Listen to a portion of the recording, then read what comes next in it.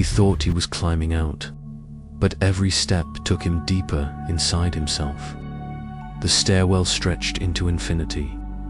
Concrete steps, their edges smoothed by countless footsteps, rose without end into a dim shaft of shadow. The railing was cold against his palm, a metallic line that seemed to pulse faintly with every beat of his heart. Dust lingered in the air like invisible ash, clinging to his throat each time he breathed. And beneath it all, a low vibration filled the hollow of the building, a hum that was neither mechanical nor natural, but something in between, like the lungs of the structure drawing endless breath. Mark didn't remember how he had entered. He didn't remember the street, the door, the first step. He only knew that he was climbing, compelled forward by an urgency he could not name. The building seemed to demand it. Every landing was identical, a narrow space, a single unmarked door, a faint glow bleeding from the crack at the bottom. On the 5th floor, he stopped, hand trembling as it closed around the knob. The metal was warm to warm, as if touched from the other side only moments before. He turned it, pushed, and found himself staring into a room that should not have existed. Inside, at the center, sat himself. The other Mark looked up, smiled faintly.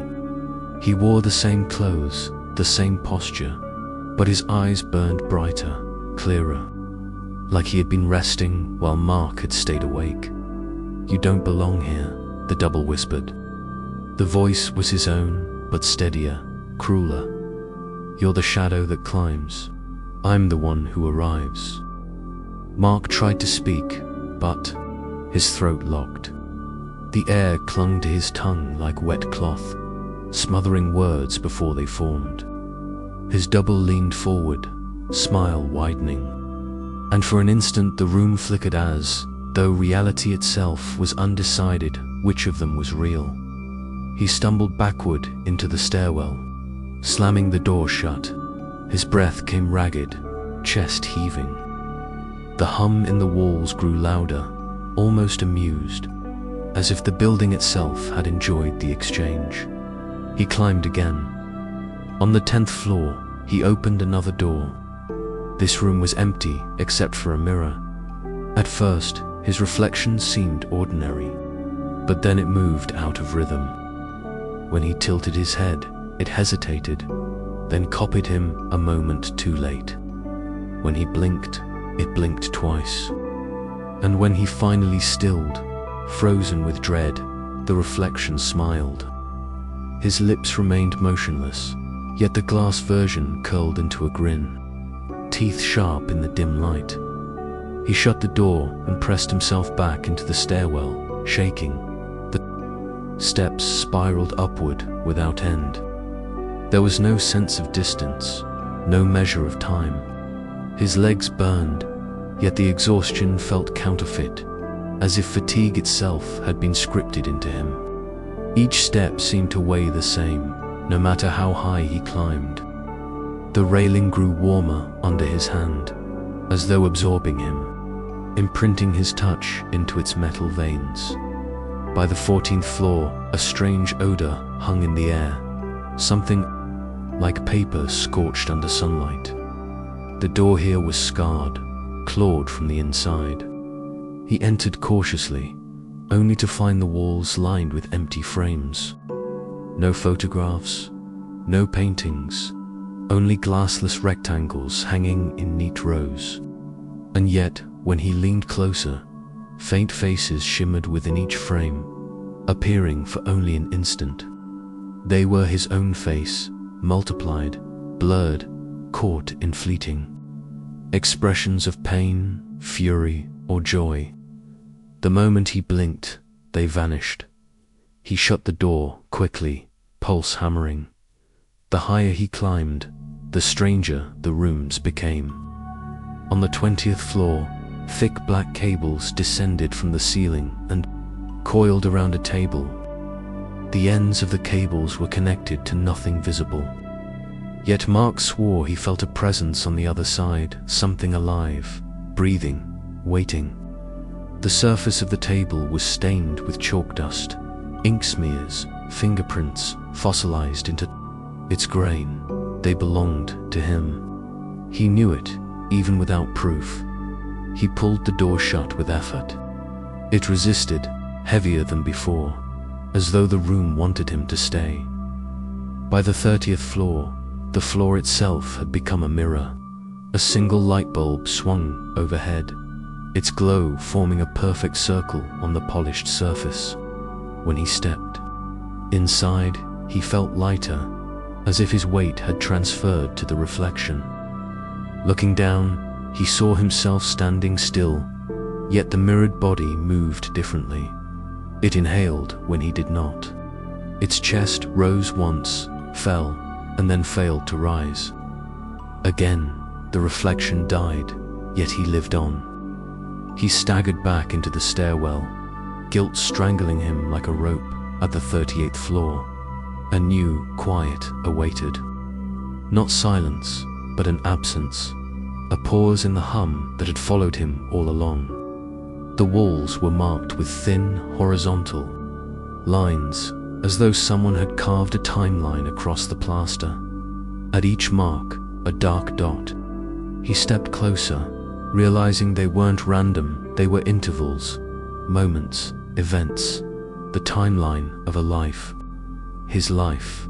He traced one dot with his fingertip and felt himself pulled inward, a jolt of memory surging through him. The first login, the first connection, the sound of voices cheering. He tore his hand away before the next mark could drag him. Further, by the 45th floor, his body felt weightless, as though gravity had loosened its grip. The door opened into a room with 4 more doors inside, each leading deeper still. When he stepped toward the center, the floor split with a perfect line, slicing the room into 2 overlapping versions. He stood in both at once, unable to tell which was real. His breath echoed differently in each ear. The stairwell called him back, relentless. By the 50th floor, he no longer knew if he was climbing up or down. The steps blurred, the landings identical, and the air grew thinner. He opened another door and found a table stacked with blank sheets of paper. He reached for one. Words bled onto the page beneath his touch, faint grey letters forming sentences, before vanishing as soon as he tried to read them. He let the page fall, but the sound it made was wrong to heavy, like stone dropped into water. He left the room trembling. On the 75th floor, his shadow no longer followed him. It stretched across the wall, moving when he did not, turning its head in curiosity, tilting, bending, almost breaking free. And then, at the 90th floor, he paused. The door here glowed brighter, a steady, patient light. Behind it, he felt presence, not waiting to greet him, but waiting to take him. The hum in the walls thickened, moved into his chest, then into the railing under his hand. For the first time since he began climbing, he realized the building wasn't carrying him. It was studying him, copying him, preparing for something inevitable. Mark tightened his grip on the railing. The metal no longer felt cold. It felt alive, like another hand closing over his dot, and somewhere, behind a closed door above, something was waiting not to be discovered, but to replace him. The stairwell no longer felt indifferent. Its rhythm had shifted, tuned to the way he climbed. Each landing anticipated him. The dust stirred a breath early. The hum rose half a second before his step. He realized with a chill that the building wasn't simply containing him. It was learning him. The next door opened onto a corridor lined with wall clocks. Dozens of them, identical faces, each fixed at 6:47. Yet the convex glass warped the numbers, distorting the same instant into countless variations. He moved along the row, and the air grew heavier with each clock he passed. When his hand brushed the wall for balance, the plaster crumbled beneath his touch, leaving behind a perfect negative of his palm clean, dark to precise. It wasn't a stain, it was an erasure. On the following floor, he entered a room where papers littered the ground like autumn leaves. Forms, declarations, agreements, all filled out in neat black print. None bore his signature, yet every page implied his presence where a signature should have been, faint indentations pressed into the paper, as if a pen had signed without ink. He knelt, lifted one, and the words changed beneath his gaze. The first line accused him of negligence. He blinked, and the same page accused him of abandonment. He tried to carry it into the stairwell, but the sheet grew heavy, damp, collapsing. Into pulp between his fingers, another door revealed a wall of screens. Each flickered with static before resolving into images of stairwells and landings indistinguishable from his own. A hand gliding along a railing, a foot hesitating on a step. Movements sorted into patterns, grouped by hesitation, stacked by error. The system wasn't mocking him. It was cataloguing him with the reverence of an archivist. His failures had been curated. Back in the stairwell, he climbed faster. The air thickened as if resisting him. His breath echoed strangely, decaying instead of carrying forward. On the next landing, a door opened into shelves stacked with glass cylinders. Inside, each swirled faint vapor. He uncorked one, and a sound escaped the hollow pop of a microphone. The scrape of a chair, the faint applause of an unseen crowd. Each sound was a fragment of his life, captured and bottled. The vapor stilled when sealed again. No label bore his name, but the familiarity pressed against him with the intimacy of memory. Farther up, he found a perfect replica of his old office. The rug worn thin where his chair had rolled. The keyboard scarred on the N key. The faint smell of stale coffee. It should have comforted him, but it didn't. Every object was arranged to precisely, every angle to deliberate. When he placed his fingers on the keyboard, it pulsed an electrical, but vascular. A beat, his beat. The room remembered him, and now it tried to live. He left quickly, stumbling back to the stairwell, sweat cold on his back. On a higher floor, a narrow chamber waited. Its ceiling glowed with thin LED strips arranged in a circle.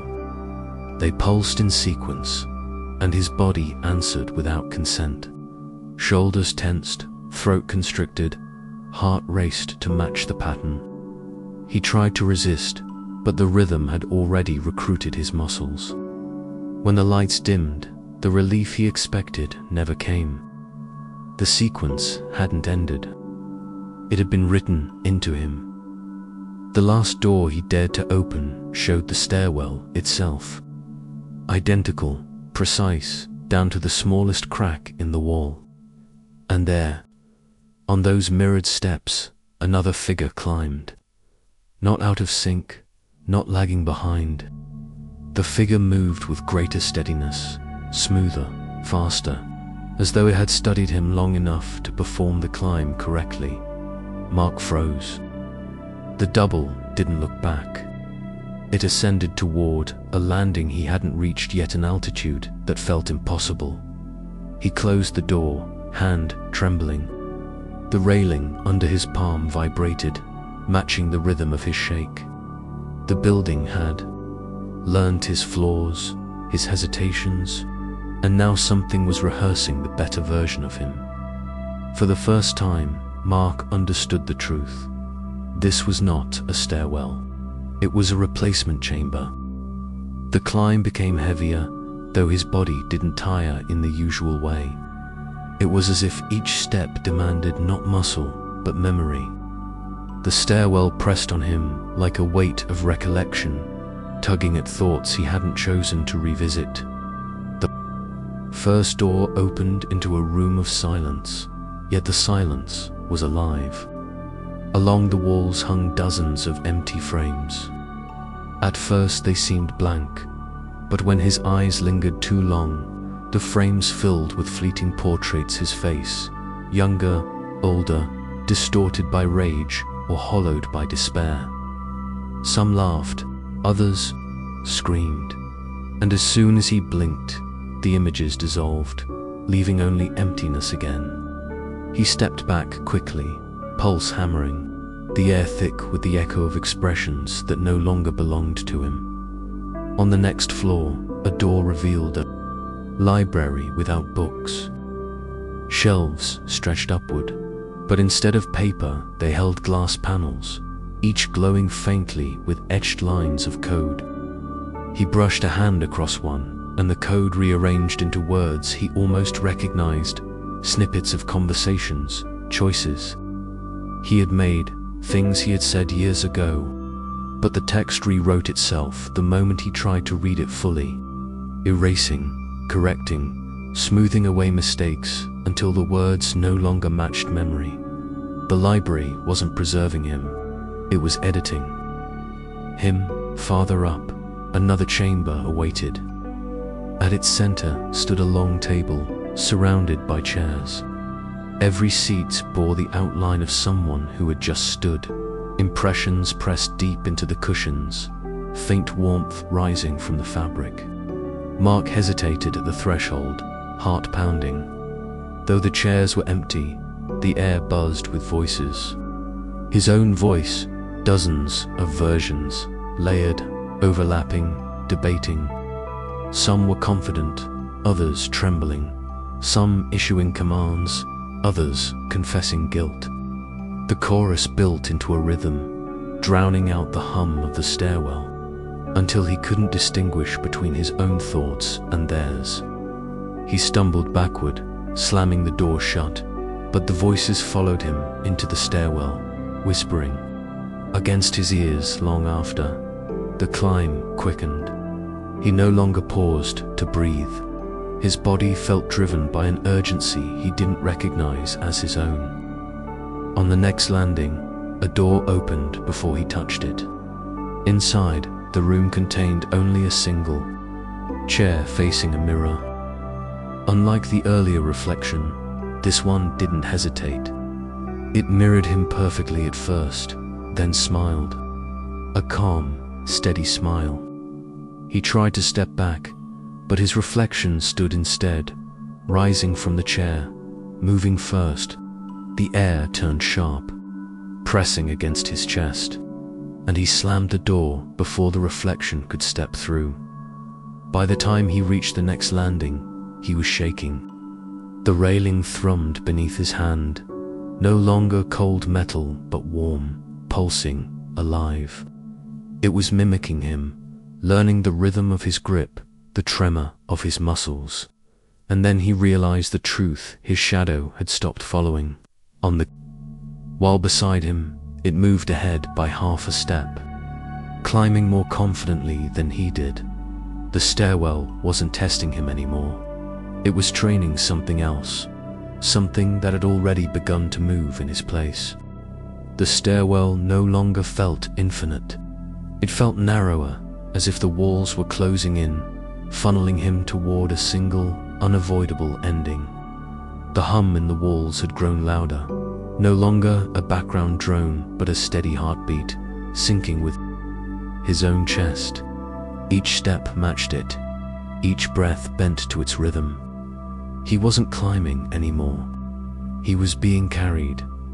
The first door on this level opened into a courtroom of light. Rows of benches faced a central chair, yet every bench was empty. The walls, however, were alive screens covering every surface, each playing fragments of his past, interviews, speeches, conversations, failures replayed endlessly, but the sound was wrong. Every voice his friends, his critics, even his own was replaced with a single tone. Flat and cold, whispering the same verdict: replace, replace, replace, replace. He tried to shout over it, but his voice warped into the same monotone. When he fled, the sound followed him back into the stairwell. On the next landing, the door revealed an impossible sight. A second stairwell, identical to his own, twisting upward in perfect parallel.